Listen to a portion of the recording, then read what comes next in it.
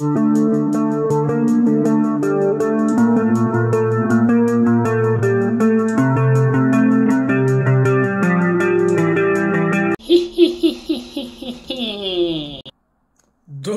na Čaci TV, sa vama je Daki. Šalim se, ba, Sarpi TV, na pravom ste mestu. Vidimo šta smo dobili danas, imamo jedan unboxing ekskluziva. Vivo X200 Ultra.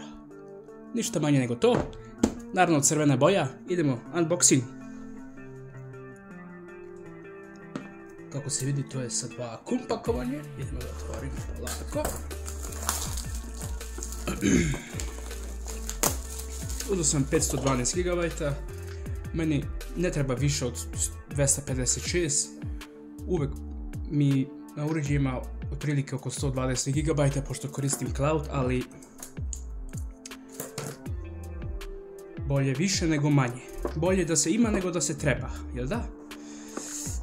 A pogotovo zbog 16 GB RAM-a, mada 12 je dosta, ali šta da vam kažem. Da vidimo kakav pamflet, da idemo čast samo na stranu, idemo što još unutra, naravno ima u pakovanju futrola jedna, ma nije ništa specijalno, vidite, crvena je, ono plastična, vidimo kako će ide sa kamerom, to je na stranu. Charger, imamo ovdje kabel, USB-C, ovo za SIM karticu i naravno adapter od 90 W. To je sad za kinesko tržište naravno, ali ima adapter da se uzne. Ništa sporno. Vidimo da otvorimo sad ovo. Čudovište od kamere i od telefona. Mada od telefona nije, da vam kažem, kako da otvorimo ovo sad. Ne volim da pocepam foliju, to ne znam što. Šta da radim sad. Nije strašno, polako ćemo na stranu. Nije da neću ga zadržim za mene, nego ne volim da pocepam foliju, to je nekako nešto, ne znam. To...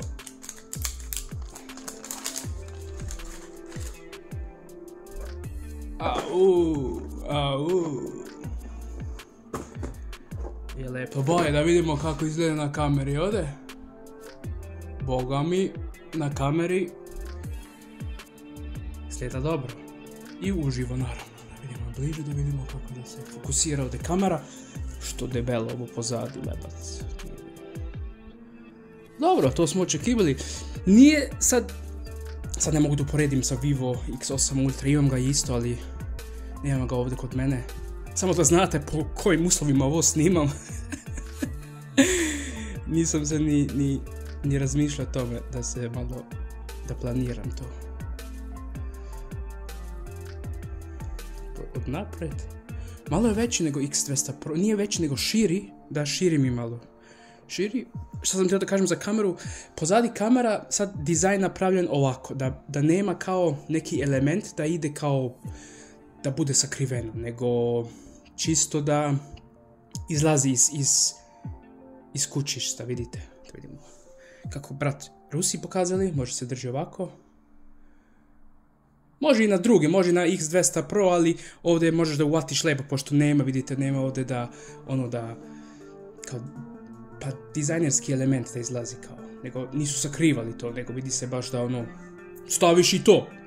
Uglavnom je to zbog HP9 senzora, a ovaj put je sad specijalno zato što je LUT 818 zamenjen za glavnu kameru, to je sad 35 mm, znači to je kao naravno kod vašim telefonima ili kod drugima 1,5, pošto nativna veličina je 23 mm. Ovako, ne može se drži ovako. Pa može, ali... Može. Može.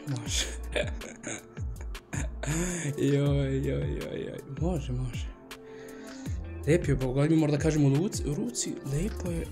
Ovdje je zakrivljeno, sad ćemo palimo. Šta je novo kod Vivo X200 Ultra ka X100 Ultra? Ultrawide kamera je sad kao glavna, LUT 818, naravno on je manji nego onaj LUT 900. Ali je novi, bolji HDR, vidjet ćemo kako će to da bude. kod X8 Ultra sam vrlo zadovoljan, pošto on ima sad ravan ekran. Ovdje jeste ravan, nije više ono curved, ali je quad curved, znači vidi se da na svih strana malo. Origin OS, ja ću na njemački, vidimo kako ide proces, lijep ekran, baš mi interesuje kakav ekran, pošto Oppo X8 Ultra koristi kao OnePlus 13 u stvari. Nećemo to ništa, sad samo da prođemo da vidim kak je interfejs. Mada ništa novo, to je Origin OS, to je kao kod Vivo X10 Pro ili stariji modela. Jetzt, tako. Lele, prodao sam dušu i sve sam prodao. Dobro, za telefon bi dao sve.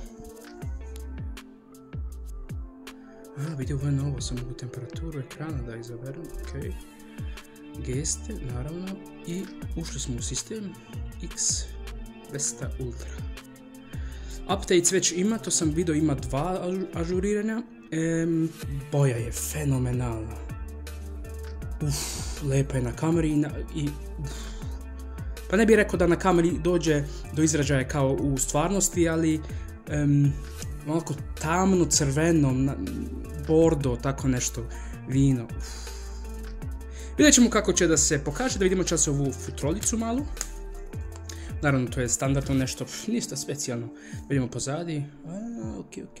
Mislili su na to, mislili su da će da drži, oće.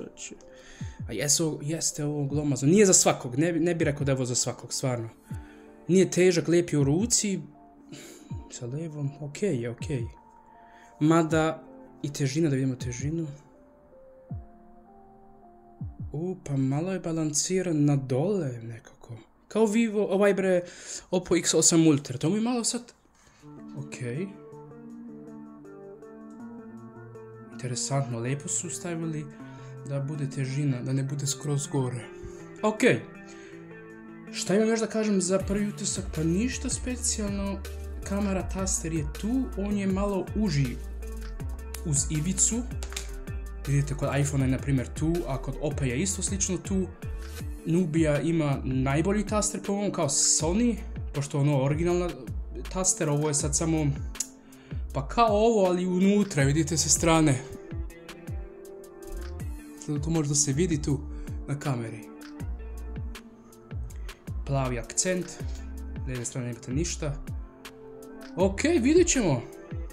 To mi je sad novi daily driver. Mada Oppo X8 Ultra me mnogo oduševio zato što je ravan displej. Nisam bio baš ljubitelj ravnog displeja, ali nekako lepše se piše ili sam...